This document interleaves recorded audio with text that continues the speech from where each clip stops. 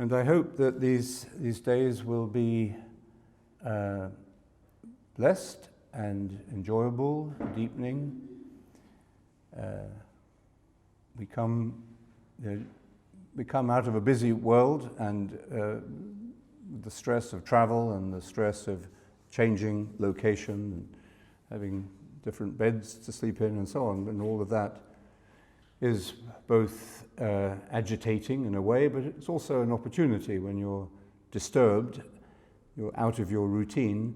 It's an opportunity to see more clearly what is there meaningfully at the center, at the heart of your life and of your being. So in transition between A and B, we can maybe more clearly see where we actually are.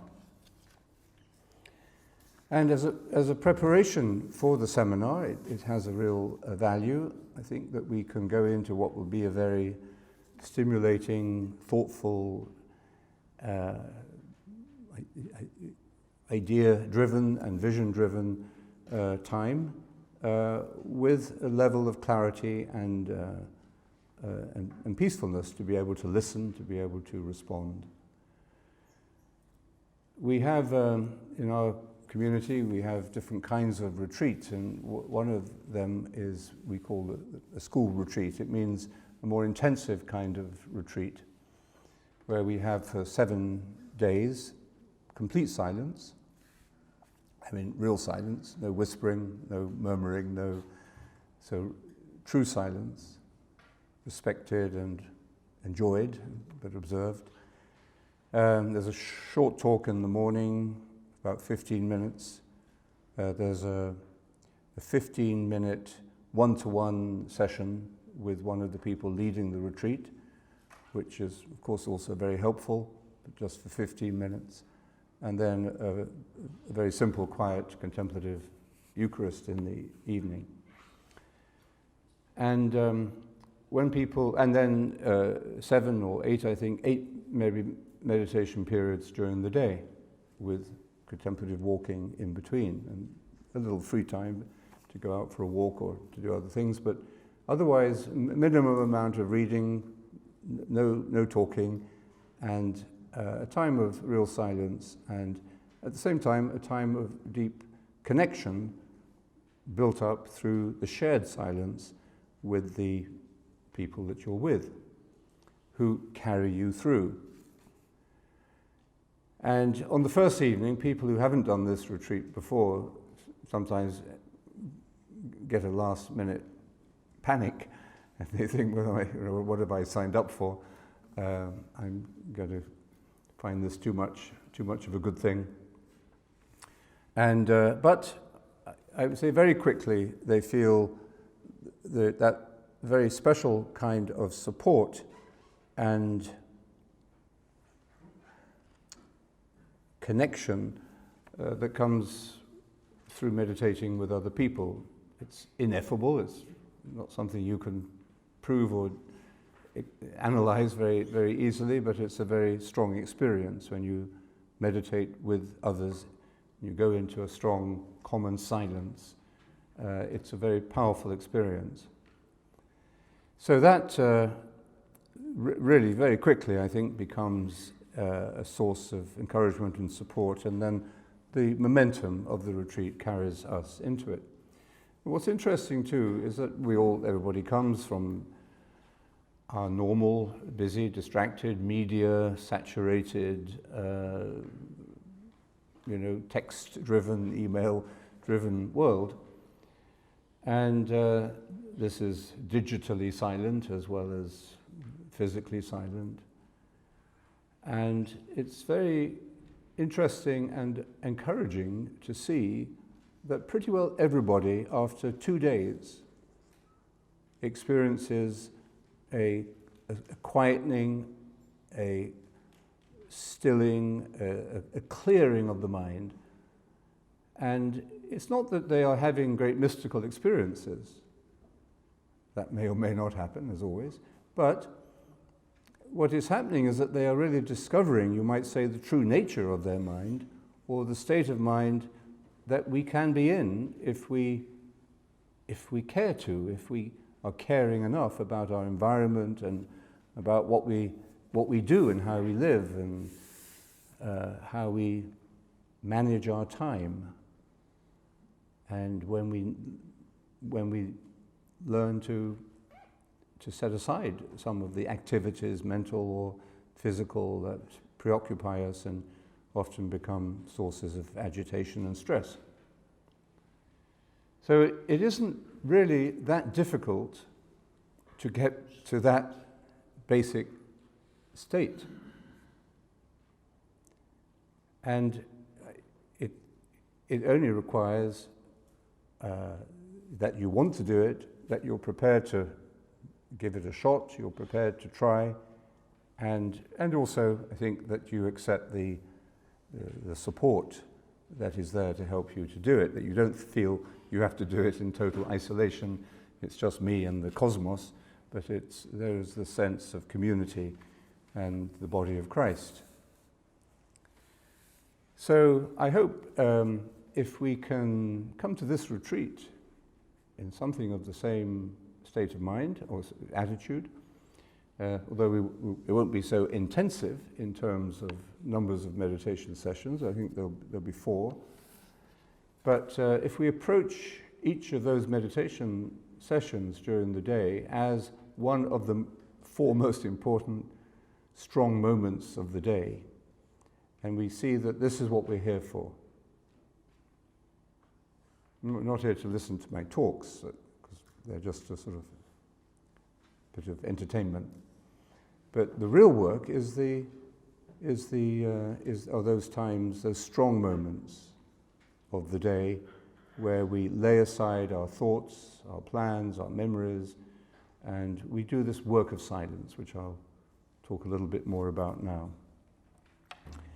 So I think if we approach it in that way, we can be quite optimistic about allowing the mind to settle, naturally to become more clear and more still, and therefore bringing with it that more, let's say, contemplative way of seeing and perceiving, which the seminar is going to concentrate on, a contemplative approach to the crisis of change. So, in a way, we're a little catalyst group who will be able to go into the seminar with a short but fairly intense experience of training the mind or allowing the mind to settle into its natural, clearer state. And when it's in that state, of course, it makes better judgments, it sees things more clearly as they really are, rather than as we filter them or imagine them or fantasize about them. So we'll be bringing this experience into that time of the seminar. So the speakers at the seminar will show what this approach, this contemplative approach, might be and might imply in each of their different fields, in politics, in medicine, in education, in philosophy, in science, in business, and in faith. They are all experts in their fields, in their areas, and that means that they have experience. One of the things you hear about today, and with the rise of populism and the number of protest political movements and populism that's happening, is that there is a general distrust among many people against experts, because experts haven't produced the results that you normally pay experts to produce. They've created a pretty big mess. So the kind of faith and almost blind faith that we had in experts and professional expertise has been very much weakened. But I'd like to look at what we mean by the word expert and go back to the the root word behind it, which is experience.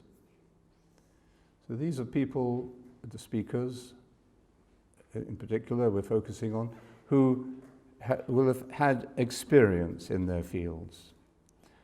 But they are also applying that experience in a thoughtful way with a certain amount of detachment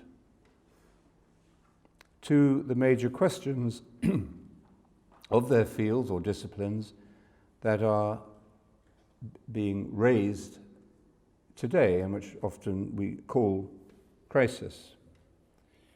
And when we have experience and we step back a little bit from the day-to-day flow of experience, whether it's a seminar or whether it's a retreat, we sort of just take a step back from that flow of activity and thought and decision-making. We just step back a little bit and observe and reflect upon what we have been doing, what our fields are doing. Then we begin to encounter this question of meaning.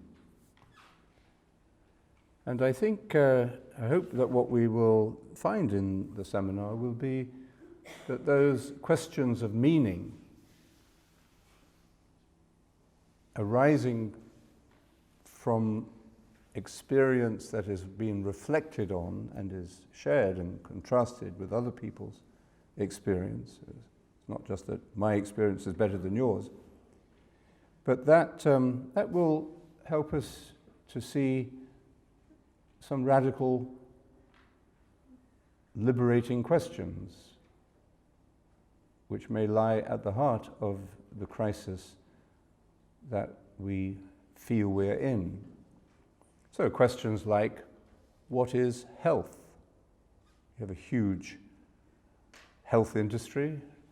We've never, as Barry White says, we are in a golden age of medicine, but we have high levels of dissatisfaction and anxiety about medicine.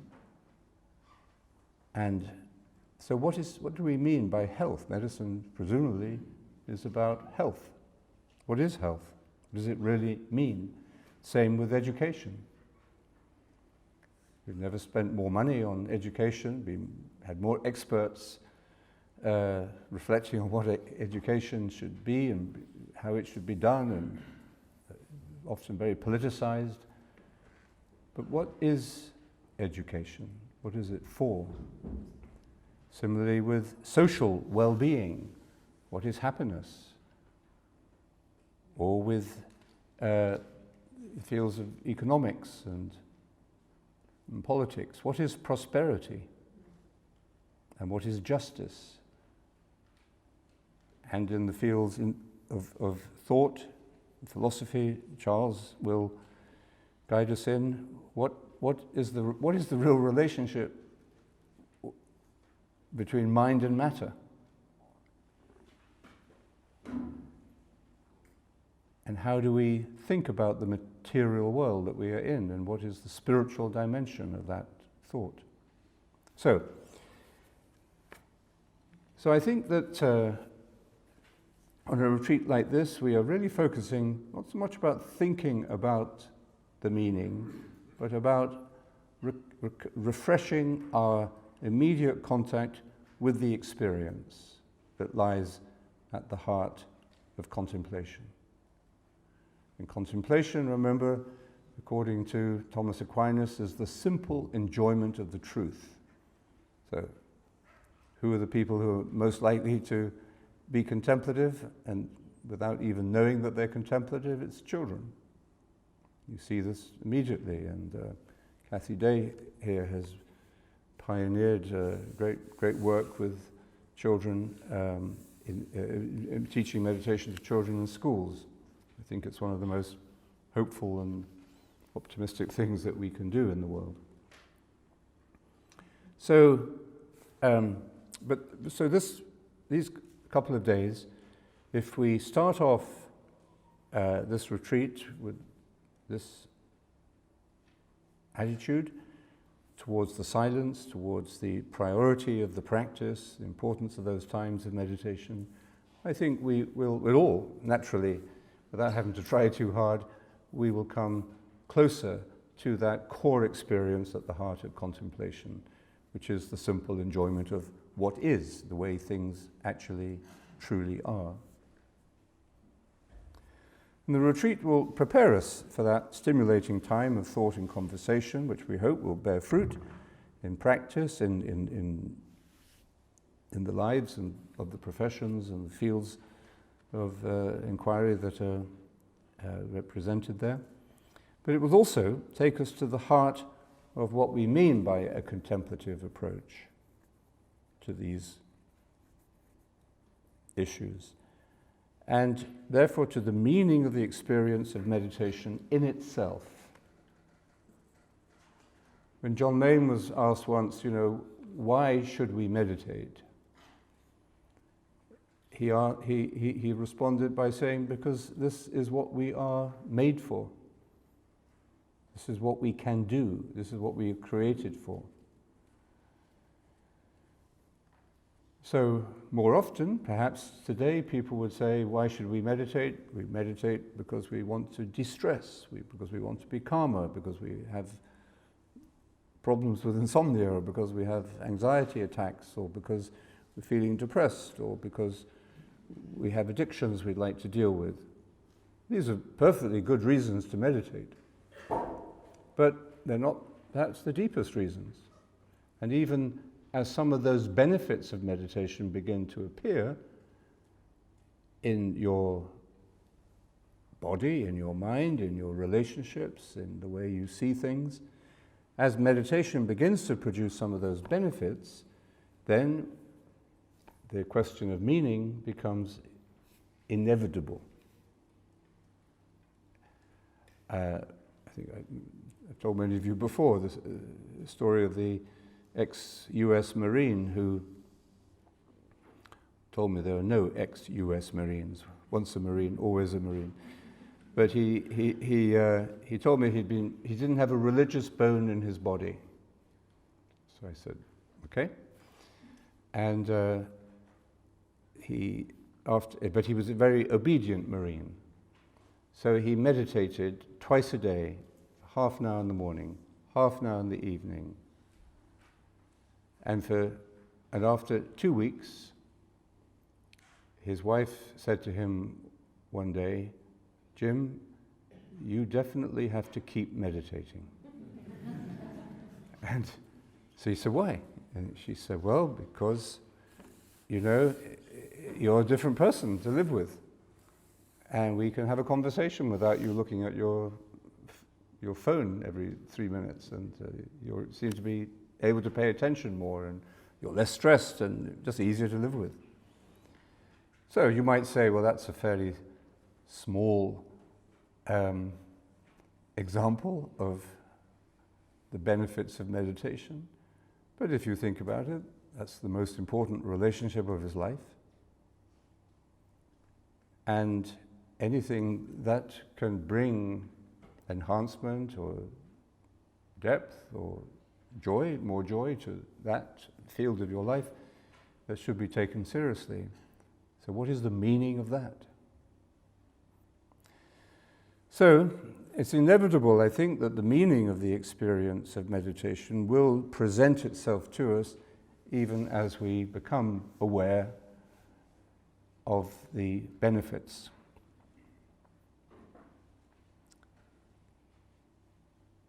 The experience itself, and we'll talk about this more a little later, is not like other experiences.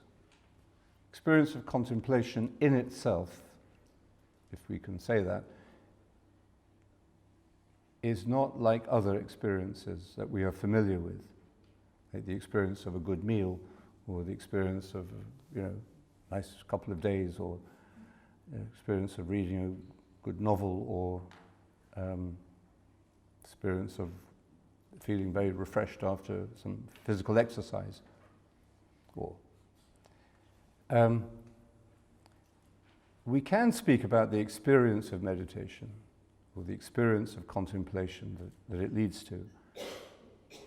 But we have to be very careful about using that word experience because it's of a different kind. And I don't know how to describe that different kind of experience very well, but we can have an attempt to do it.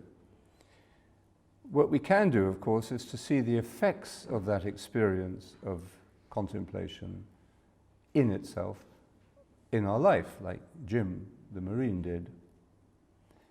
We can see the experience in the effects that it has on our life and relationships and environment.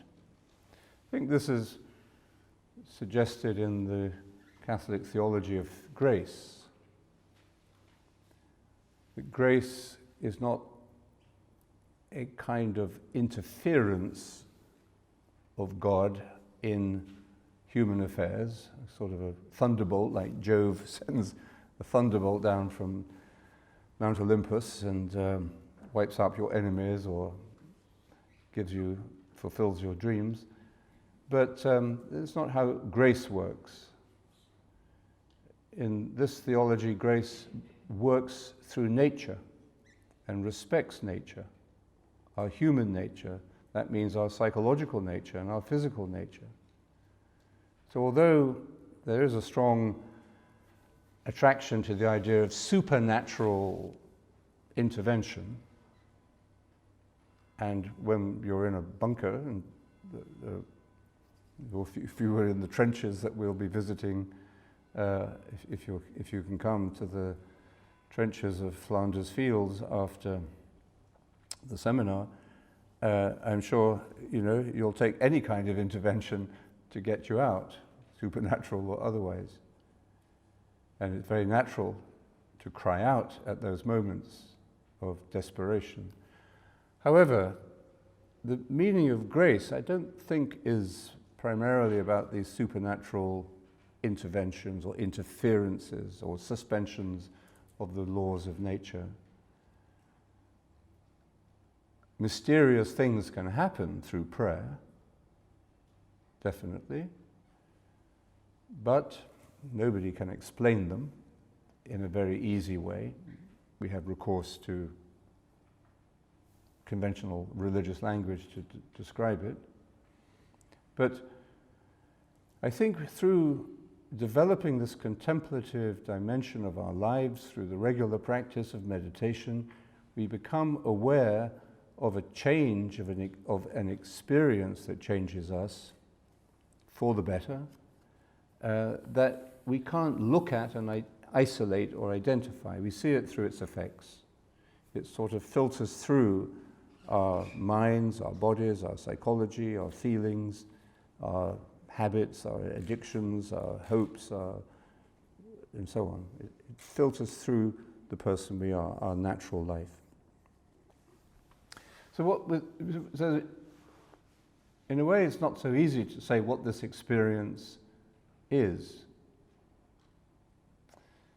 But I think we can say that silence is a very good way of approaching it. Silence is a profound experience. It cannot be fully understood or described, of course. There's the riddle,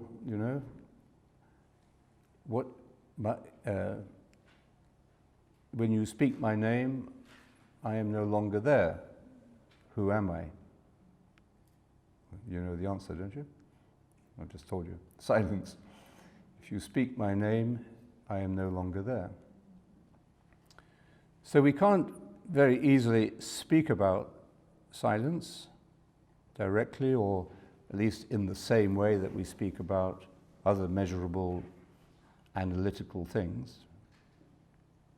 So we can't fully understand it or describe it, but we can know it. We can enter into it. We can, and there's no doubt about it. Proof is the best experience. The founder of the modern scientific method said. So we know it by doing the work of silence, by entering into it, and by allowing ourselves to be changed by it, even though it may be your wife or husband or colleague at work who will point out to you what this change is. But silence has an impact on us at every level. The work of silence has an impact on us, and in our ways of living, thinking, feeling. We can see the very evident effects of meditation. What we call the experience of contemplation requires silence and leads to silence. Somehow or other, silence is the matrix in which this experience of contemplation manifests itself, becomes more conscious. So during the retreat, the important thing is the experience, that we are here to make space and time for this, to make it the top priority of the next 2 and a bit days, to prioritize it. And that means a little bit of discipline, as Ria was telling us. This is what St. James says about the discipline of silence in chapter 3 of his letter. So this is the first thing anyone talking about this should read. My friends, not many of you should become teachers, for you may be certain that we who teach will ourselves face severe judgment. All of us go wrong, again and again. Someone who never says anything wrong is perfect and is capable of controlling every part of his body. When we put a bit into a horse's mouth to make it obey our will, we can direct the whole animal. Or think of a ship. Large though it may be and driven by gales, it can be steered by a very small rudder on whatever course the helmsman chooses. So with the tongue. It is small, but its pretensions are great. What a vast amount of wood can be set ablaze by the tiniest spark. And the tongue is a fire, representing in our body the whole wicked world. It can pollute our whole being. It sets the whole course of our existence alight, and its flames are fed by hell. So, we use the tongue to praise our Lord and Father.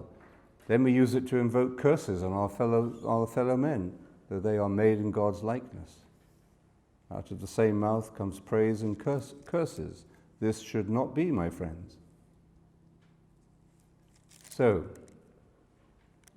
control the tongue. So that is a discipline, the discipline of silence, self-restraint, self-control, and if you can, if you've been on silent retreats before, you'll know what that means. If you haven't, you'll discover it very quickly. It really means that you only speak if it is really necessary, and you also, but think of it not just in terms of mastering or obeying a rule, but think of it in terms of kindness to others. John Main was once asked, what is the best way of preparing for meditation? And he said, small acts of kindness. So small acts of kindness can go unnoticed, but are felt by the person who benefits from them. So, when we restrain time of silence like this retreat, when we restrain our natural tendency to whisper, to talk, to say something that isn't really so important, then that is an act of kindness that is anonymous, but is benefiting the whole group. Silence in a group is a very powerful thing, but at the same time it's very fragile, very easy to break it. And it requires a certain level of mindfulness and self-awareness to practice that discipline of silence. there's a story of 3 desert monks who decided to make a silent retreat together. So on the first evening, they sat around and using the same candle, they began the silent retreat. And they lit the candle. And then the candle went out. So the first monk said, "Oh, the candle's gone out." And the second one said, "I thought we were supposed to be in silence." And the third one said, "You've both broken the silence. I'm the only one who hasn't." So we need to practice a little bit of self-awareness. It isn't just the absence of noise, or it's not just a subtraction experience, but some reduction of activity, some reduction of speaking, and even some reduction of mental activity is necessary for us to come close to this mystery of silence. There is nothing so much like God as silence, Meister Eckhart says. So we do need some physical silence and some reduction in order to come close to the real thing. And then, of course, things, no environment is ever as totally silent as you might like it to be when you want it to be silent. So we have to also learn from that work of silence to accept, to put up with natural or unnatural interruptions or disturbances of that silence. That can be very helpful to understand what the work of silence really means when somebody coughs, sneezes in the middle of meditation, or some noise happens, or somebody bangs a door, or why don't they just keep silent? So there was a true story actually of a Buddhist monk in Thailand, Ajahn Chah, who was a great teacher of his day, and they were having the monks in his forest monastery were having a intensive silent retreat.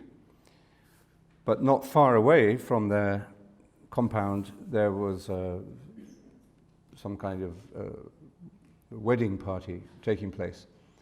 So the music was going on day after day and being played until 3 o'clock in the morning. Monks got up at 3 in the morning to meditate, and the music was still going. And so one of the younger monks came to Ajahn Chah and said, this is terrible. This noise is interrupting my practice. I can't meditate with all this noise. And Ajahn Chah was famous for his short replies, and he said, "You are bothering the noise."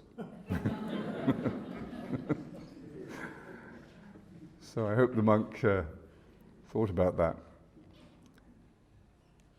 In other words, and I think this is true when we find ourselves meditating and there's doing the work, trying to let go of our thoughts and distractions and return to the mantra. And then some noise occurs or somebody makes a noise, and our first reaction is irritation. Hopefully minor irritation, not rage. And that's a great lesson in how our mind works, and a great lesson in how we can deal with distractions and also work with silence. In other words, what it shows is that you were distracted. Because on other occasions, when you're meditating and your mind is calm and steady, it may not happen very often, but I'm sure it happens from time to time, and you find that you can be clearer and calmer and more silent, and you're saying the mantra very, very gently, listening to it carefully. And then there's a noise, an interruption, and it doesn't bother you so much. You just accept it. It's just there. You don't get irritated, and you don't blame it for interrupting your meditation, or blame it and say, that's why I can't meditate, because there's that noise. So the work of silence is not concerned only with the absence of noise, either mental or physical, but it's how we are, how we respond, and how we react.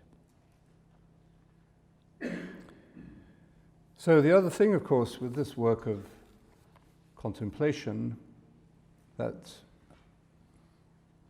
I think in the seminar, I think all the speakers will agree, maybe in different ways, but will agree that it would be a good thing if this work of silence could receive a better attention and a better support and promotion in our world, in all of the fields that we'll be looking at. It would not be a bad thing to bring meditation into medicine, education, even into the political field, in preparing for meetings and so on. So, but if that is going to happen, then we have to learn, there has to be a critical mass of people who understand what this work of silence really means, that it's not just something you can instrumentalize, it's not just, do this technique and you will get this result in 3 weeks. Not quite like that, it's not that kind of experience. However, the work of meditation and learning to meditate itself teaches us how to learn. It gives us, it produces the qualities we need in order to practice it and deepen it and strengthen it and share it with others. It comes out of the mysterious matrix of silence itself. And that's very hopeful. If it's true, I think it is, it's very hopeful. But it does require patience, and that patience, truly understood, is part of silence as well. We are perhaps creating a lot of problems for ourselves in all of these fields of modern life because we are so impatient. A certain amount of impatience is a good thing, otherwise you'd never get anything done. But to be chronically impatient, chronically driven for instantaneous results, is to dissociate yourself from the world of nature. I mean, I don't think there's any way you can speed up the growth of a baby in the womb. It takes 9 months, that's how long it takes. So there are some ways in which we just have to accept the time it takes for some things to happen, and use that time well, and understand why it's a gift that it should take time. We don't get instantaneous results for everything. So this is the repeated wisdom of all the great masters of the contemplative traditions, East and West, North and South. This is why Lao Tzu says, do you have the patience to wait until the mind settles and the water is clear? Do you have the patience to wait until the mind settles and the water is clear? And can you remain unmoving until the right action arises by itself? Can you remain unmoving until the right action arises by itself? So this short time of retreat is an opportunity, I think, for us to taste that wisdom, that universal wisdom, and to taste it individually, personally, and collectively for ourselves, The word wisdom in Latin, sapientia, comes from the word sapere, which means to taste. So, you're wise because you taste the truth, not because you look at it from a distance, because you've actually got the real taste of it. And that's what we really mean by experience. So this is an opportunity for us to taste this wisdom, and it's the wisdom that we find at the heart of the gospel. And for the early Christians, Jesus himself is the embodiment of wisdom, the Logos made flesh. So I urge you to reflect on the opportunity, the rare opportunity we have in modern life to take a time of retreat like this and to make the most of it and enjoy it, and also to help each other, that we help each other to create the environment in which this experience can happen or can reveal itself. Let's just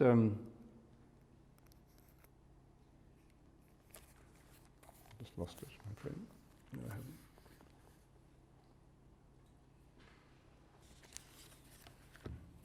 Well, we'll look at some parables tomorrow, but actually let's listen to this passage from the Book of Wisdom, and then we go for meditation downstairs, do we? Okay.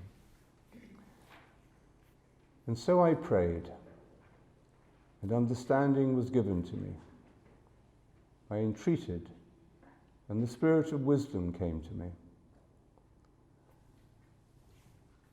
I esteemed her more than scepters and thrones. Compared with her, I held riches as nothing. I reckon no priceless stone to be her peer, for compared with her, all gold is a pinch of sand, and beside her, silver ranks as mud. I loved her more than health and beauty, preferred her to the light, since her radiance never sleeps. In her company all good things came to me. At her hand, riches not to be numbered. All these I delighted in, since wisdom brings them. But as yet I did not know she was their mother. What I learned without self-interest, I pass on without reserve. I do not intend to hide her riches, for she is an inexhaustible treasure to humanity, and those who acquire it win God's friendship, commended as they are to God by the benefits of her teaching. So let's take that prayer into our time of retreat and time of silence, that we can open ourselves to the self-giving beauty of wisdom.